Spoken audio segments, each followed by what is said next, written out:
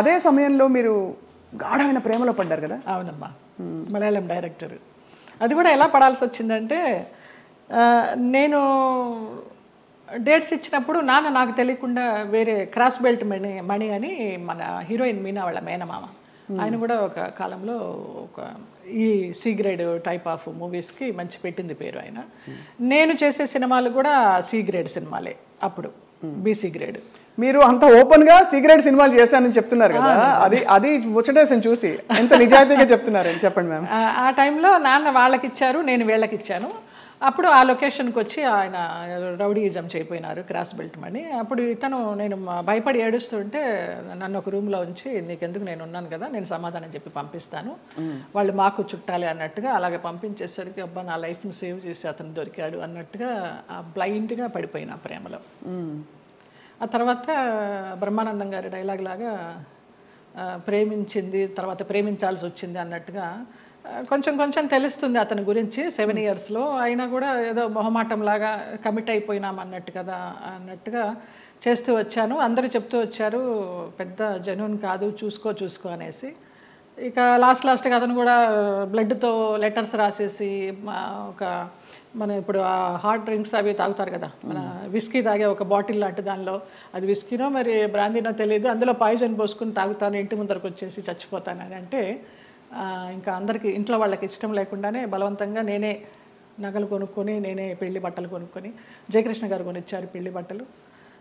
అలాగా కేరళ వెళ్ళిపోయి చూడటానికరమ్మ కొచ్చిన్లో, చాలా మహిమగల అమ్మవారు, అక్కడ మ్యారేజ్ చేసుకున్నాం. అప్పుడు ఇంట్లో వాళ్ళందరూ ఇంకా నామకే వస్తే వచ్చి అక్షంతలు వేసి భోంచేసేసి వెళ్ళిపోయారు. కాపురానికి పంపించడానికి ఎవరు నాకు కూడా ఉండడం కానీ ఏమీ లేదు. నా అంతటి నేనే చేసుకుని నా అంతటి నేనే వెళ్ళి నా అంతటి నేనే వచ్చా బ్యాక్ టు పెవిలియన్. ఆ టైంలో జయలలిత గారు ఆయనకి మళ్ళీ అంటే ఆయనకి మొదటి పెళ్ళే కదా, ఆయనకి ఇద్దరికి అంటే మీకు కాలేదు, వివాహం కాలేదు, బట్ ఆయనకు కూడా ఏమి. అవును, బట్ ఏ ఇబ్బందులు వచ్చాయి మీ ఇద్దరు మధ్య? డబ్బు, వాళ్ళకి అప్పులు ఎక్కువైపోయినాయి, చాలా విపరీతమైన లావిష్నెస్ వాళ్ళకి. నేను మంచి 3 షిఫ్ట్ చేస్తూ ఉన్నాను ఆ టైంలో. నా నగలన్నీ అమ్మేసుకున్నారో తాకట్టు పెట్టుకున్నారో తెలీదు. సినిమాలకు వచ్చిన డబ్బంతా కూడా వాళ్ళే తీసుకునేవాళ్ళు, అమ్మ నాన్నకి ఇవ్వద్దనేవారు. అమ్మ నాన్న భయపడి పవర్ ఆఫ్ అటర్నిటీ రాయించుకొని, నీకు బిడ్డలు పుట్టిన తర్వాత నేను నీ ఆస్తి నీకు ఇస్తామంటే, ఆ పవర్ ఆఫ్ అటర్నిటీ ఎక్కడికి వెళ్ళి సైన్ చేశావు, అది క్యాన్సిల్ చెయ్యి, బిడ్డను కానీ అంటే అతనికి తెలియకుండా నేను లేడీ డాక్టర్ దగ్గరికి వెళ్ళి నాకు బిడ్డలు వద్దు, ఒక 6 మంత్స్ నేను కొంచెం జాగ్రత్తగా ఉండాలనుకుంటున్నానని అతనికి తెలియకుండా నేను లేడీ డాక్టర్ దగ్గరికి వెళ్ళి ఆ పిల్స్ తీసుకుని వేసుకుంటూ ఆ బిడ్డలు రాకుండా జాగ్రత్త పడ్డా. ఇక తర్వాత 3 మంత్స్కి గొడవలు, 6 మంత్స్ నుంచి కొట్టుళ్ళు, యాసిడ్లు పోస్తాను అనడాలు, గదిలో బంధించడాలు, ఇవన్నీ అయిన తర్వాత ఏడుస్తూ పడుకుని ఉంటే అతను నన్ను చంపడానికి అంబాసిడర్ కారులో తీసుకెళ్తున్నాడు. మా ఆయన ఎవరైతే ఉన్నారో ఎక్స్ హస్బెండ్ నిలువెత్తు బాబా. ఫస్ట్ టైం నేను కాషాయ వస్త్రాల్లో అంబాసిడర్ కారు ఇలా ఆపి నేను కూర్చున్న వైపు డోర్ తీసి నన్ను గబగబగా లాక్కెళ్ళారు.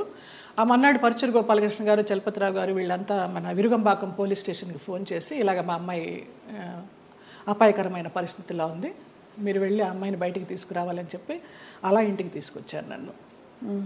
ఆ బాబా సంఘటన అలా జరగడం, ఇక్కడ పరుచూరు గోపాలకృష్ణ గారు, చలపతిరావు గారు ఇలా సహకరించడం అంత యాదృచ్ఛికం. అంటే ఎవరో ఒకళ్ళు భగవంతుడు పంపిస్తాడు అంతే, ఆయన రాడుగా నేరుగా. అంటే మనసు పెట్టి మీరు ఇష్టపడి అన్నీ వదులుకుని ఎవరు లేకుండా మీరు వెళ్ళి చేసుకున్న పెద్ద స్టేట్మెంట్స్ ఇచ్చేసి కళ్యాణం వచ్చినాక వచ్చిన ఆగదనేసి అందరూ అనేవారు, దొంగోళ్ళు బట్టి ముఖంలా ఉన్నాడు, ఎలా నచ్చాడు నీకు, ఎలా నమ్మావే అనేసి. అంటే మీకు ఆ టైంలో మీరు గాయపడిన మీకు అదే ఆయనే రక్షణ ఇచ్చాడు. ఎందుకంటే అంత ముందు అందరూ వచ్చిన వాళ్ళందరూ మీతో మిస్బిహేవ్ చేసిన వాళ్ళు, మీకు ఇబ్బంది పెట్టి మిమ్మల్ని ఏదో ఒకటి రాబట్టారు. సో ఇతను ఏదో ఇస్తారనుకుని మీరు తప్పలేదండి. అంటే నమ్మకపోతే జీవితం ఎందుకండి? ఇంపార్టెంట్ విషయం, మీరు నమ్మి దెబ్బ తగిలినా కూడా ఆ గాయం ఎక్కువ ఇది కాకుండా భగవంతుడు వచ్చి మిమ్మల్ని కాపాడు. నిజంగా తర్వాత అతను రమ్యకృష్ణతో నీలాంబరి సినిమా చేశాడు కన్నడలో. ఇంకేదో మూవీ చేస్తున్నప్పుడు యాక్సిడెంట్ అయ్యి పడిపోతే ఈ నడుము దగ్గర నుంచి చచ్చుపడిపోతే నాకు మళ్ళీ అతను లైన్లోకి వస్తే నేను నెలకి మెడిసిన్స్కి 5,000 రూపాయలు పంపించేదాన్ని అతనికి. జాలి అవసరమా ఏమో తెలీదు, ఇంకా రుణానుబంధం ఉందనుకుంటా అనేసి. చాలా సంవత్సరాలకి అది. ఒక పాప పుట్టింది అతనికి వేరే పెళ్లి చేసుకుని. ఆ పాపకి ఇప్పుడు లేదు, నేను చాలా ఒక 4-5 ఇయర్స్ అయిపోయింది టచ్ లేకుండా. 13 సంవత్సరాలు ఎప్పుడో దాని పుట్టినరోజు అని అది ఇది అంటే ఇక్కడి నుంచి ఏమైనా పంపించేదాన్ని. ఆ పిల్ల అడిగేదంటే ఎవరు పంపించారు నాన్న అని. బాబా పంపించారమ్మా అనేవాడంట. బాబా గారు భక్తులా మీరు మొదటి నుంచి? నాకు రమాప్రభమ్మ పరిచయం చేసింది బాబా గారిని ధవళేశ్వరంలో, నల్లబాబా.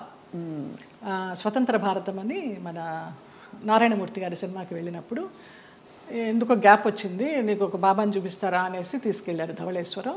అప్పుడు చూడడమే, ఆవిడే పరిచయం చేసింది. తర్వాత ఈ పెళ్ళి విడిపోతాను అన్నప్పుడు ఈ ఇన్సిడెంట్. తర్వాత ఇంటికి వచ్చి వారం రోజులు తర్వాత పడుకుని ఏడుస్తుంటే ఏంటి ఇలాగైపోయింది, బాగుంటాను అనుకున్నాను పెళ్లి చేసుకుని అని ఏడుస్తున్నప్పుడు ధవళ వస్త్రాల్లో నేను ఇలా పడుకుని ఏడుస్తుంటే నా పక్కన కూర్చుని ఆయన ఈ మడికాలు వేసుకొని ఇలాగా చేయి పెడితే నాకు కరెంట్ షాక్ కొట్టినట్టు అయిపోయింది. ఏం పర్లేదు నేను ఉన్నాను ఏడవకనేసి. ఆ 2 సార్లే కనిపించారు. తర్వాత 4 హారతులు చేసేదాన్ని ఇంట్లో, ఇంకెప్పుడు కనిపించలేదు నాకు ఆయన. కానీ మీరు చెప్పే ఈ సంఘటనలు ఊహించుకుంటే కూడా అంటే ఇంకా ఏమనాలో మాటలు రావట్లేదు. బాబా గారు వచ్చి పక్కన కూర్చుని ఆ అనుభూతి మీకు కలగడం, నేను చాలా ఫీల్ అయినా. మా స్పర్శ ఒక ఏంటో అంటారు కదా 1000 ఓట్ల కరెంట్ షాక్ కొట్టినట్టు అనేసి, అలా ఒక ఆరాలాగా వచ్చేసింది 2 సార్లు. బాబా గారి కోసం ఒక పాట పాడరా? ఒక 2 లైన్లు.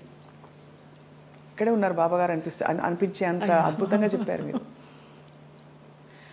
నువ్వు లేక నాథలం బ్రతుకంతా అయోమయం, నువ్వు లేక నాథలం బ్రతుకంతా అయోమయం, బాబా ఓ బాబా, ఇక నీ పరీక్షకు మేము పలేము, ఇటులి నిరీక్షణ మేము పలేము, నువ్వు లేక నాథలం బ్రతుకంతా అయోమయం, బాబా ఓ బాబా.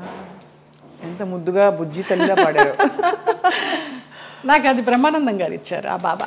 ఈ బాబా గారు బాబా డివోటివ్ కదా అనేసి వాళ్ళ మేనేజర్ చేత ఇచ్చి పంపించారు. ఆయన అసలు ఒక అద్భుతం, ఆయనే ఒక అద్భుతం బ్రహ్మానందం గారు. తిరిగి వచ్చిన తర్వాత మరి పుట్టింటి వాళ్ళు ఏమన్నారు? ముందే చెప్పాం కదా, సంతోషపడ్డారు, వచ్చేసారని. మా అమ్మాయి మాకు వచ్చేసింది, మా సంపాదన మాకుంది అనేసి. కానీ ఒకటండి, మీరు ఏ మాట కామాట ఓపెన్గా మాట్లాడుకుంటున్నాం కాబట్టి, పుట్టింటి వాళ్ళు కావచ్చు అత్తింటి వాళ్ళు కావచ్చు మిమ్మల్ని ఒక ATM మెషిన్లో చూసారని అనిపిస్తుంది. అంతే.